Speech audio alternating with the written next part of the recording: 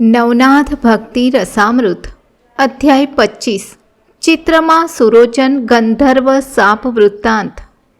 ઓમ અસતો મા સદગમય તમસો મા જ્યોતિર્ગમય મૃત્યોર્મા અમૃતમ ગમય.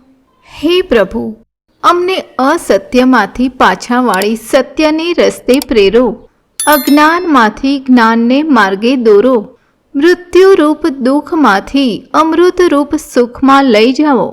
શ્રી ગણેશાય નમઃ. હરિ ઓમ નમઃ શિવાય. નાથ સંપ્રદાયના મહાન યોગીઓની પંગતમાં ભર્તરીનું નામ અગ્રસ્થાને છે. દ્વારિકાધીશની પ્રેરણા અનુસાર નવનાથોમાંના એક ધ્રુમિલ નારાયણે પોતાનું અવતાર કાર્ય પૂરું કરવા માટે પૃથ્વી પર જન્મ લીધો. એને માટે નિમિત્ત બન્યા મૈત્રા વરુણ સૂર્ય. વૈજ્ઞાનિક દ્રષ્ટિએ સૂર્ય સંસારમાં જીવન તત્વનો વાહક અને ચાલક છે. સૂર્યપ્રકાશ વિના સૃષ્ટિ સંભવી શકે નહીં અને ભર્તરીનું જગતમાં સંભવ સ્થાન એક જળ વસ્તુ એટલે ભર્તરી પાત્ર છે.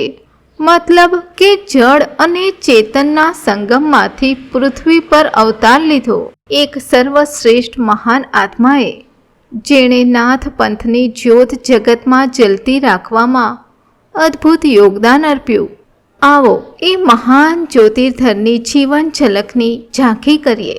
પોઠો ભરીને અનાજ સાથે ભર્તરી ઉજ્જૈનને પાદરે પડાવ નાખીને પડ્યા છે. શિબિરમાં આજુબાજુ ગુણોની થપ્પી મારીને વચ્ચે ટાપણું કરીને પોતાના સહકર્મચારી ગણ સાથે વાતચીત કરી રહ્યા છે.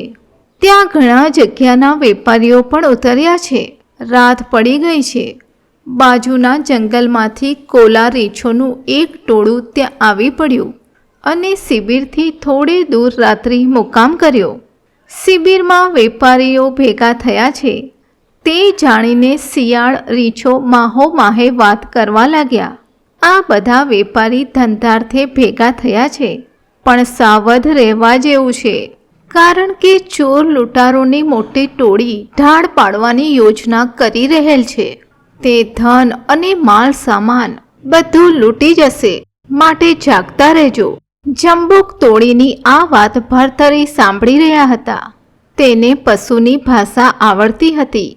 સાંભળીને એ વિચાર કરવા લાગ્યા, આ પશુઓએ આપણને ચેતવ્યા છે, માટે એનો ઉપકાર માનવો જોઈએ, કારણ કે આપણે તો શેઠના અનાજનો વેપાર કરવા આવ્યા છીએ. તેનું અનાજ ખાઈએ છીએ એટલે તેના ઋણી છીએ. પશુએ આપણને જાગૃત કરીને કર્તવ્ય ભાન કરાવ્યું છે. પછી ભર્તરીએ બધા વેપારી વાણોતરોને સચેત રહેવા જણાવ્યું અને કહ્યું કે ધાડ પડવાની છે, માટે સાવધ રહેજો. ત્યારે એકે પૂછ્યું કે તમને કેવી રીતે ખબર પડી? ત્યારે ભર્તરીએ કહ્યું કે મને પશુ પંખીની ભાષા આવડે છે, એટલે મારે તમારા પર આવનારા ભય વિશે તમને ચેતવવા જોઈએ, કારણ કે હું તમારું અન્ન ખાઉં છું. આવી રીતે ભર્તરીએ અગાઉથી ચેતવ્યા હોય. વણઝારા કુટુંબે નાના મોટા શસ્ત્રો ધારણ કરીને તૈયારી કરી રાખી. માલ સામાન બરાબર સંતાડી દીધો અને પહેરો ભરવા માંડ્યા. એટલામાં 101 લૂંટારુઓની ટોળી ત્યાં આવી ચડી. વણઝારાઓ સારા લડવૈયા હતા. વળી અગાઉથી ચેતવણી મળી હતી, એટલે દમ ભરીને મુકાબલો કર્યો અને ચોરોની ટોળકી ખાખા વીખી કરી નાખી. શસ્ત્રોના પ્રહારથી કંઈ કેટલા ચોરોના અંગ પ્રત્યંગ છેદાયા. ચોરો બધા ગભરાઈને પોબારા ભણી ગયા. વણઝારાના જીવને હવે શાંતિ થઈ. ભર્તરીને પોતાની પાસે મંડપમાં સાથે સુવડાવ્યો. એમ કરતા જીવ અને જંતુ બધા ચંપી ગયા. 1.5 પ્રહર રાત વીતી હશે. ત્યાં ફરીથી શિયાળવાનું ટોળું નજીક આવીને ભૂંકવા લાગ્યું. વણઝારા મંડળી સચેત તો હતી જ. શિયાળોનું ભૂકણ સાંભળીને એના કાન સરવા થયા. ભર્તરી બાજુમાં જ સૂતો હતો. તેને જગાડીને કહ્યું, ભાઈ જો, શિયાળવા પાછા ભૂકી રહ્યા છે. સાંભળ, એ શું કહે છે. ભરથરીએ કાન માંડીને કોલ્હાભૂક બરાબર સાંભળી અને ખુશ થઈને કહ્યું, જુઓ, શિયાળવા કહે છે કે આ વખતે ઉત્તર દિશામાંથી એક પ્રવાસી મુસાફરી કરતો કરતો દક્ષિણ દિશામાં જઈ રહ્યો છે. એ મહાસમર્થ શિવભક્ત, શિવજીનું વરદાન પામેલો રાક્ષસ છે. એની પાસે 4 જાજવલ્યમાન તેજસ્વી અમૂલ્ય રત્નો છે. એ રાક્ષસને જે કોઈ મારશે તેને બહુ મોટો લાભ થશે. આ રાક્ષસને મારીને તેના લોહીનું જે કોઈ તિલક કરીને ઉજ્જૈન નગરીમાં પ્રવેશ કરશે તેને ઉજ્જૈન નગરીનું રાજપાટ મળશે. ભરથરી વણઝારાને શિયાળ ભાષાની સમજૂતી આપી રહ્યા હતા. તે વાત રાત્રિ ફેરીમાં નીકળેલા રાજ્યના એક દૂત વિક્રમે ગુપ્તપણે સાંભળી લીધી અને તે હાથમાં હથિયાર લઈને ગુપચૂપ રાક્ષસની દિશામાં ચાલી નીકળ્યો. આ રાક્ષસ પૂર્વે સ્વર્ગલોકનો ગંધર્વ હતો. એનું નામ હતું ચિત્રમા. એ મહાપ્રતાપી સુરવીર હતો. ગંધર્વો આમ તો સહજ ભાવે સ્વર્ગ, મૃત્યુ, પાતાળ એમ ત્રણેય લોકમાં ફરતા હોય છે. ચિત્રમાને એક વખત કૈલાસમાં સહેલ કરવા જવાનું મન થયું. એ તો સ્વાભાવિકપણે કૈલાસમાં પહોંચી ગયો. એ વખતે ત્યાં ઉમા અને શિવજી જુગટું રમવા બેઠા હતા. ચિત્રમાએ ઉમા શંકરને ભક્તિભાવથી પ્રણામ કર્યા. શંકરજીએ પ્રણામ કરતા ગંધર્વને પોતાની નજીક આસન લઈને બેસવા કહ્યું. ચિત્રમા નજીક બેસીને જુગટુનો ખેલ જોવા લાગ્યો. ત્યાં ઉમાએ ઉલટથી ચોપાટના પાસા ફેંક્યા. પાસા ફેંક્યા તો ખરા, પણ બંનેને આંકડાનો ભ્રમ થયો. આથી બંને વચ્ચે દાવા અને પ્રતિદાવા થવા લાગ્યા. ચળભળ વધી ગઈ. શિવજી કહે છે કે 18 પડ્યા છે. ત્યારે પાર્વતી હઠ કરીને બોલ્યા, ના, 12 જ પડ્યા છે. આમ વાત વધી ગઈ. પાછા પાસા ફેંક્યા ત્યારે પણ એમ જ થયું. ત્યાં જ પાર્વતીની નજર પાસે બેઠેલા ગંધર્વ પર પડી. ગિરિજાએ તરત જ તેને પૂછ્યું, ચિત્રમા, તું સાચું કહેજે, કેટલા પાસા પડેલા? ત્યારે ચિત્રમાએ શિવજીનો પક્ષ લઈ કહ્યું કે 18 પડેલા. એટલે પાર્વતી છોભીલી પડી ગઈ અને ખીજાઈને કહેવા લાગી, હે ગંધર્વ, તું શિવજીનો પક્ષ લઈને જૂઠું બોલ્યો છે. તું પાપી છે. જા, તું રાક્ષસ બનીને અસત્યનું ફળ ભોગવજે. દક્ષ નંદિની પાર્વતીના શાપ વચનો સાંભળીને ગંધર્વ બિચારો ધ્રુજવા લાગ્યો. તેના શરીરના રૂવાટા ખડા થઈ ગયા. જેમ તેમ કરીને તે ઉઠ્યો અને શિવજીના ચરણોમાં માથું ધાડી કહેવા લાગ્યો, હે ચંદ્રમૌલી, તમારો પક્ષ લઈને હું બોલ્યો તો મારી આ દશા થઈ. માથે સાપનું કલંક લાગ્યું. હવે હું શું કરું? આમ કહીને રુદન કરવા લાગ્યો. ભગવાન શંકરે ગંધર્વને ઊભા કરીને સાંત્વન આપતા કહ્યું, હે ગંધર્વનાથ, તારે અત્યારથી જ સાપની ચિંતા કરવાની જરૂર નથી. સુરોચન નામે ગંધર્વ ઇન્દ્ર રાજાનો સાપ પામીને પૃથ્વી પર સાપના ભોગવટા માટે ગયેલો છે. તેનો પરાક્રમી પુત્ર વિક્રમ તારો વધ કરીને તારા રક્તથી કપાળે તિલક કરશે અને તું સ્વર્ગમાં પાછો ફરશે. આ સુરોચન ગંધર્વની પતન કથા પણ જાણવા જેવી છે. અમરાપુરી સ્વર્ગમાં એક વખતે ઇન્દ્ર રાજાએ સભા ભરી હતી. સભામાં અગ્રભાગે ગંધર્વો બેઠા હતા. આગળના રંગમંચ પર તિલોત્તમા અને મેનકા નામે અતિ સ્વરૂપવાન અપ્સરાઓ નૃત્ય કરી રહી હતી. નૃત્યાંગનાઓના હાવભાવ, નયન કટાક્ષ અને ચંચળતાનું વર્ણન થઈ શકે એમ નથી. અરે ખુદ કામદેવ પણ મૂર્છા પામે એવી ચપળતાથી એ કટાક્ષ બાણો વરસાવી રહી હતી. ઋષિ મુનિઓ પણ જપ તપ છોડી પાછળ દોડે એવી તેમની અદા હતી. આવી અપ્સરાઓના નાચગાન જોવા સુરોચન ગંધર્વ આગલી હરોળમાં બેઠો હતો.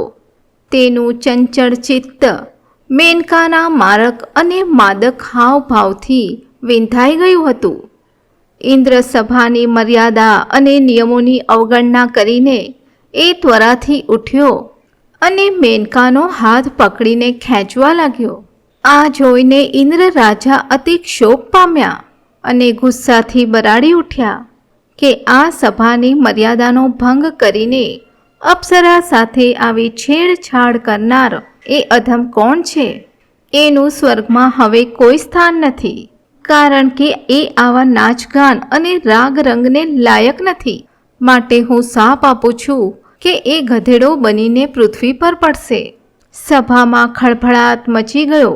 સુરોચન ગંધર્વ શાપ મળતા અતિ ભયભીત થઈ ગયો અને ઇન્દ્રના પગ પકડીને નિવારણ માટે સ્તુતિ કરવા લાગ્યો. ત્યારે ઇન્દ્રને સુરોચનની દયા આવી અને શાપ વાળતા કહ્યું, હે સુરોચન, તું 12 વર્ષ પછી પાછો સ્વર્ગમાં આવી શકીશ. મિઠુડામાં પરાક્રમી રાજા સત્યવર્મા નામે છે. તેની પુણ્યશીલા સુશીલ અને ગુણવાન પુત્રી નામે સત્યવતી હશે. તેની સાથે બુદ્ધિ અને ચતુરાઈથી તારા લગ્ન થશે અને તમને વિક્રમ નામે વિષ્ણુ સમાન તેજસ્વી પુત્ર થશે, જેનાથી વિક્રમ સંવંતની શરૂઆત થશે.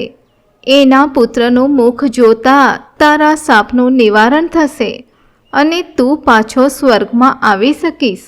ઇન્દ્રના આવા મધુર વચનો સાંભળીને ગંધર્વનાથ સુરોચનને સંતોષ થયો. પછી તો શાપના પ્રભાવે સુરોચનનું પૃથ્વી પર પતન થયું. વંટોળિયાના વાયરે ચઢીને એ પૃથ્વી પર મિઠુડા નગરીમાં જંગલ પ્રદેશમાં આવી પડ્યો. પૃથ્વીનો સ્પર્શ થતાં જ એનો દેહ ગધેડાનો થઈ ગયો. પછી તો બીજા ગધેડાઓની સંગાથમાં જંગલમાં રોજબરોજ ચરવા લાગ્યો. આમ એના દિવસો પસાર થવા લાગ્યા. મિથુડા ગામમાં કમઠ નામે એક કુશળ કુંભાર રહેતો હતો. તેના ગધેડા રોજ જંગલમાં ચરવા જતા હતા. એક દિવસ એવું બન્યું કે ગધેડા ચરીને પાછા ફર્યા નહીં અને કમઠ કુંભાર ગધેડા શોધવા જંગલમાં નીકળ્યો. શોધતા શોધતા કમઠ કુંભારે દૂર ગધેડા ચરતા જોયા. આ ગધેડાઓના સમૂહમાં પેલો શાપિત ગધેડો પણ ચરતો હતો. કુંભાર તો હંમેશની જેમ ગધેડાઓને ગામમાં પોતાના ઘરે હાંકી લાવ્યો અને વાડામાં પૂરી દીધા. આવી રીતે કુંભારના વાડામાં શાપિત ગધેડો પણ ઘણા દિવસ સુધી ગોંધાઈ રહ્યો. બન્યું એવું કે કમઠ કુંભારનો ધંધો પડી ભાંગ્યો. હલ્લા, માટલા, કુંભી કે નળિયા કંઈ વેચાતું નથી. દરિદ્રતાએ ડોકું કાઢ્યું. કુંભારે કંટાળીને ફક્ત એક પેલો નવો ગધેડો રાખીને બાકીના બધા વેચી માર્યા. શાપિત ગધેડો એકલો પડી ગયો. કુંભારના બારણામાં દોરડે બંધાઈને એકલો અટુલો ઝૂર્યા કરે છે. એક દિવસ 2 પ્રહર રાત વીતી ગઈ. ત્યારે કમઠ કુંભારને ઉદ્દેશીને ગધેડો બોલ્યો, સત્યવર્માની સુંદર કન્યાને મારી પત્ની બનાવો. આવી રીતે રોજ રાત્રે ગધેડો બોલવા લાગ્યો અને રોજ કમઠ કુંભાર અવાજ સાંભળીને ઘરમાંથી બહાર આવે, તપાસ કરે, પણ દેખાય ને એટલે પાછો ઘરમાં પેસી જાય. આમ રોજ ચાલ્યું. કુંભારને શંકા ગઈ કે નક્કી આ અવાજનું કંઈક રહસ્ય છે. એણે સંતાઈને એક દિવસ ક્યાંથી અવાજ આવે છે તે સાંભળવા કાન માંડ્યા. કમઠને ત્યાં ઊભેલો જોઈને ગધેડાને થયું કે આજે તો કુંભારનો ભ્રમ ભાંગવો જ જોઈએ. આથી એણે કમઠ કુંભારની તદ્દન નજીક જઈને બોલવા માંડ્યું, હે કમઠ મહારાજ, તું શા માટે શંકાશીલ બનીને દુઃખી થાય છે? તું રોજ મારો અવાજ સાંભળે છે, સાંભળીને તપાસ કરવા બહાર નીકળે છે, તો પછી સત્યવર્માની છોકરીને મારી પત્ની તરીકે લાવતો કેમ નથી? ગધેડાના આવા વચનો સાંભળીને કમઠ કુંભાર ગભરાઈ ગયો કે જો કોઈ આ સાંભળી જશે અને રાજાને ખબર પડશે તો મને સખત સજા થશે. અરે રે, આ તો પ્રત્યક્ષ ગધેડો છે, માનવ પણ નથી. પછી રાજપુત્રીના હાથની અપેક્ષા કેવી રીતે રાખી શકે? ક્યાં રાજા અને ક્યાં કુંભાર? ક્યાં સૂર્ય અને ક્યાં આજ્ઞો? કમઠ કુંભારને લાગ્યું કે હવે આ ગધેડાને અહીં રાખવાનો કોઈ ફાયદો નથી. એ તો ઉલટાનો મને મરાવી નાખશે. માટે ગામ છોડીને બીજી જગ્યાએ ચાલ્યો જાઉં. એણે ઘરમાં પત્નીને આ વાત કરી બંનેએ ગામ છોડી જવાનો નિશ્ચય કર્યો. સવારનું પોર થયું. આ બંને પતિ પત્ની ખરેખર મૂર્ખ હતા. એ લોકોને ખ્યાલ જ ન આવ્યો કે ગધેડો માનવીની ભાષા ક્યાંથી બોલે, અને જો બોલે તો એમાં કંઈક રહસ્ય હોવું જોઈએ. આવો કંઈ પણ વિચાર કર્યા વિના જ પલાયન થવા વિચાર્યું. ઘર વખરીનો બધો સર સામાન ગધેડાની પીઠ પર લાદીને ચાલી નીકળ્યા. ગામની બહાર જવા માટે ગામદ્વાર ચોકી પાસે આવ્યા. ત્યાં ગ્રામ રક્ષક દળના જવાને તેમને અટકાવી ગામ છોડવાનું કારણ પૂછ્યું, પણ કંઈ સંતોષકારક જવાબ મળ્યો નહીં. કમઠ કુંભાર ગલ્લા ટલ્લા કરવા લાગ્યો. મોઢું પડી ગયું છે પણ કંઈ બોલતો નથી. ગ્રામ રક્ષકનો વહેમ પાકો થયો કે આની પાછળ કોઈ સબળ કારણ છે. એણે કુંભારની મંડળીને અટકાવી લીધી અને કહ્યું, હે કમઠ, તું આવી વસ્તી છોડીને કેમ જાય છે? અહીં તને શું દુઃખ છે? કંઈ કહેતો નથી, પણ મને શંકા છે કે તું કારણ છુપાવે છે, એટલે મારે રાજાને ખબર કરવી પડશે. આમ કહીને કમઠને ત્યાં જ રોકી રાજ દરબારમાં ખબર આપી. રાજાએ તરત જ એક દૂતને મોકલી કુંભારને રાજસભામાં બોલાવી મંગાવ્યો. કમઠ કુંભાર રાજસભામાં હાજર થયો એટલે રાજા સત્યવર્માએ જાતે જ એને પૂછ્યું, હે કમઠ કુંભાર, તારે માથે એવું તે શું દુઃખ આવી પડ્યું કે તું ગામ છોડીને ચાલ્યો જાય છે ભાઈ? રાજાના સહાનુભૂતિભર્યા વચનો સાંભળી કમઠ કુંભારને હિંમત આવી. તેણે બે હાથ જોડી નમ્રતાપૂર્વક રાજાને કહ્યું, હે મહારાજા સત્યવર્મા, તમારું નામ તો જગ પ્રખ્યાત છે, વળી નામ પ્રમાણે જ ગુણ પણ તમારામાં છે. પ્રજા પાલનને માટે આપ જ સમર્થ છો.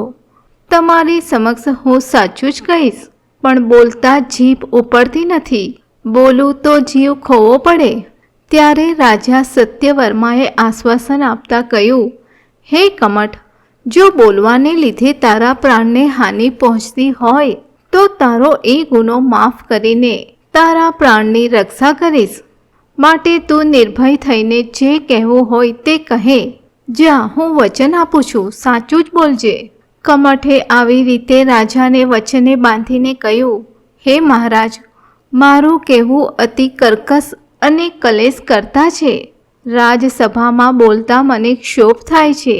હું તમને એકાંતમાં કહીશ. પછી કમઠ અને રાજા સત્યવર્મા ગામ બહાર એકાંત આશ્રમમાં આવીને બેઠા.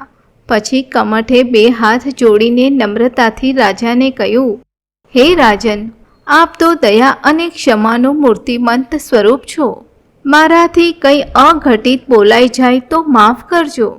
પણ વાત એમ છે કે મારી પાસે એક ગધેડો છે. તે કાયમ રાત્રે માનવીની ભાષામાં એક જ રટણ કરે છે કે રાજા સત્યવર્માની પુત્રી સત્યવતી સાથે મને પરણાવો.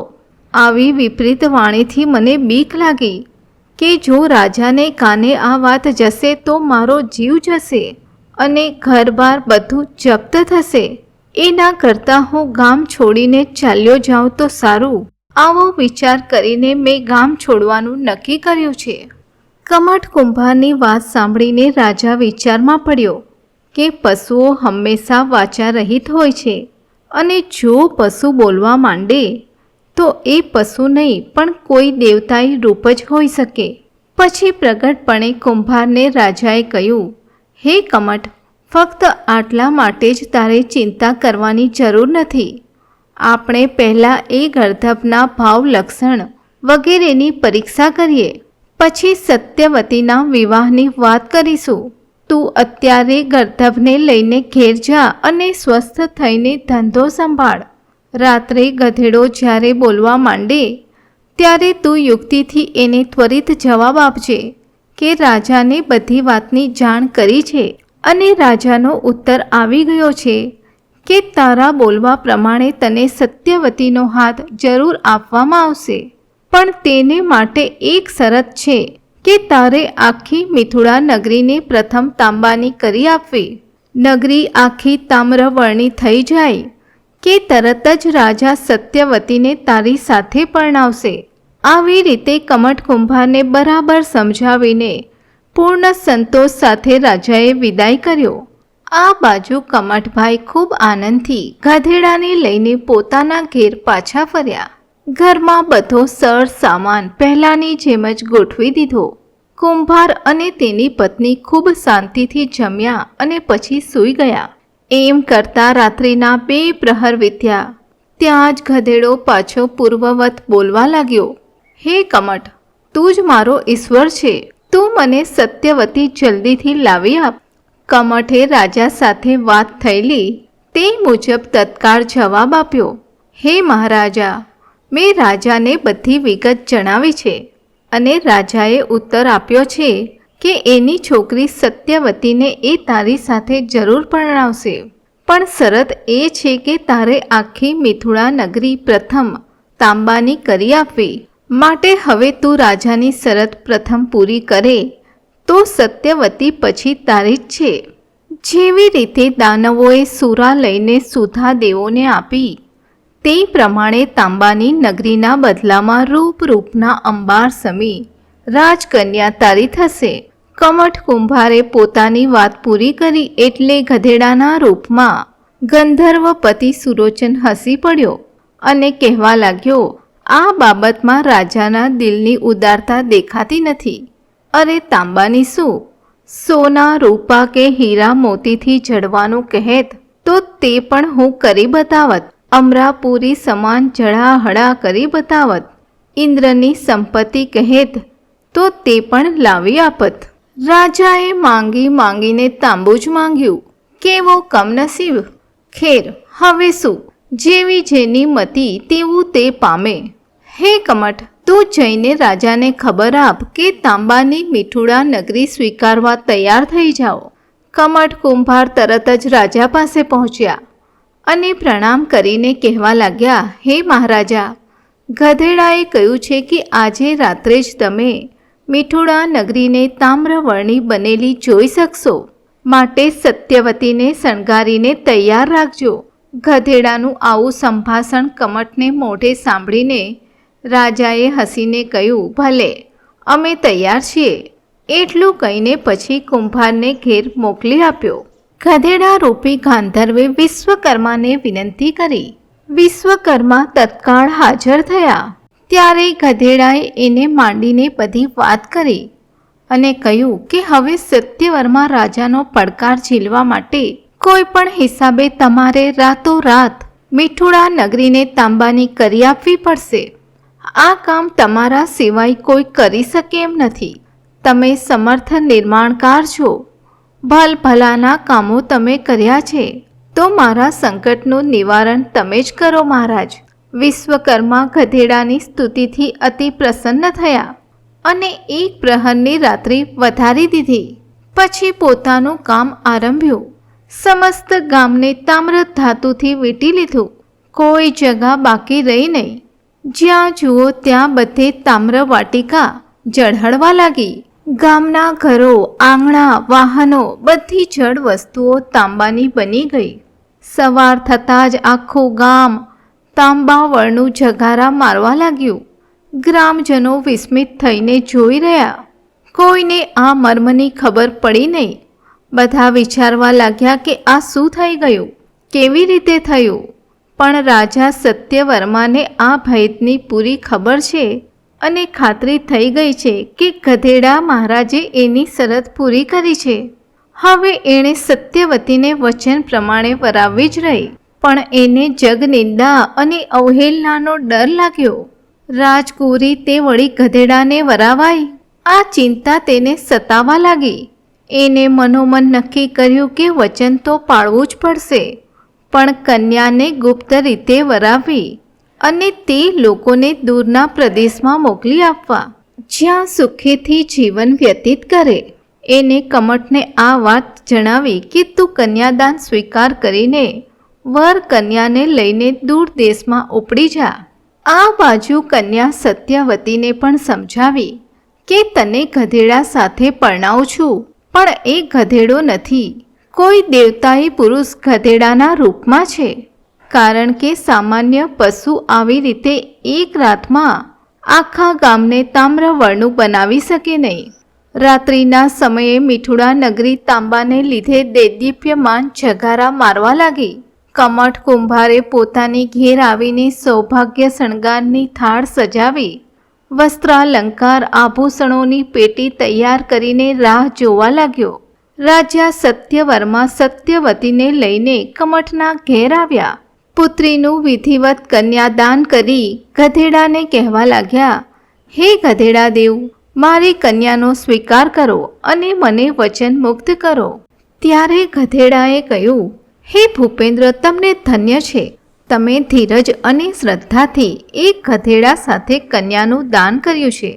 રાજાએ આંખમાં આંસુ સાથે કન્યાને વિદાય આપતા કહ્યું, હે શુભ્રમુખી, તું આમનો સ્વીકાર કરીને એની અસલિયત જાણી લેજે. મને પાકો વિશ્વાસ છે એ દેવ ગાંધર્વમાંથી જ કોઈ હશે, શાપિત આત્મા જ હશે. તું એના શાપ વિમોચનમાં સહભાગી થઈને સાચું રૂપ અપાવજે અને આપણા બંને કુળોનો ઉદ્ધાર કરજે.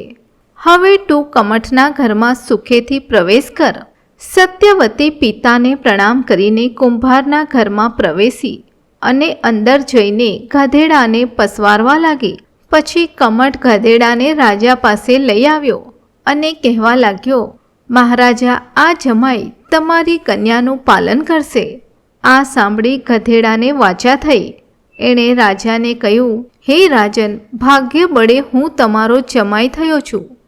ગધેડાના રૂપે તમે મારી ગતિ અને મતિ જોઈ છે. લોકો ભલે ગમે તે કહે, પણ તમે વચન પાડ્યું છે. તમારી શ્રદ્ધા અને સાચી નિષ્ઠા જરૂર ફળી છે. વાસ્તવમાં હું ઇન્દ્રના શાપથી પ્રભાવિત થઈને ગધેડાના રૂપે ફરતો સુરોચન ગંધર્વ છું. પછી એણે મૂળથી માંડીને સમગ્ર કથા રાજાને કહી. રાજાને આથી પૂર્ણ સંતોષ થયો. પછી કમઠની રજા લઈને સ્વસ્થાને સીધાવી ગયા અને અગાઉ થયેલી ગોઠવણ મુજબ કમઠ પોતે પણ સત્યવતી અને ગધેડાને લઈને તે જ રાત્રે મથુરા નગર છોડીને ઉજ્જૈનને રસ્તે આગળ વધ્યો. કોઈને કંઈ ખબર પડી નહીં. ઉજ્જૈનમાં કમઠ કુંભારનું સંસાર ચક્ર એના ચાકડાની જેમ આનંદ ઉલ્લાસથી ચાલવા માંડ્યું. ઇતિ શ્રી નવનાથ ભક્તિ રસામૃત અધ્યાય 25મો સમાપ્ત.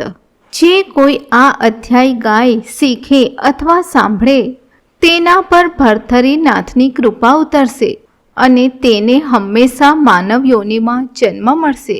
તેમજ પુત્રને ઉત્તમ પુત્ર વધુની પ્રાપ્તિ થશે અને સાપ અથવા બાધાનું નિવારણ થશે. શુભમ ભવતુ. અવધૂત ચિંતન શ્રી ગુરુદેવ દત્ત. સદગુરુદેવ કી જય. નવનાથ ચિંતન શ્રી ગુરુદેવ દત્ત.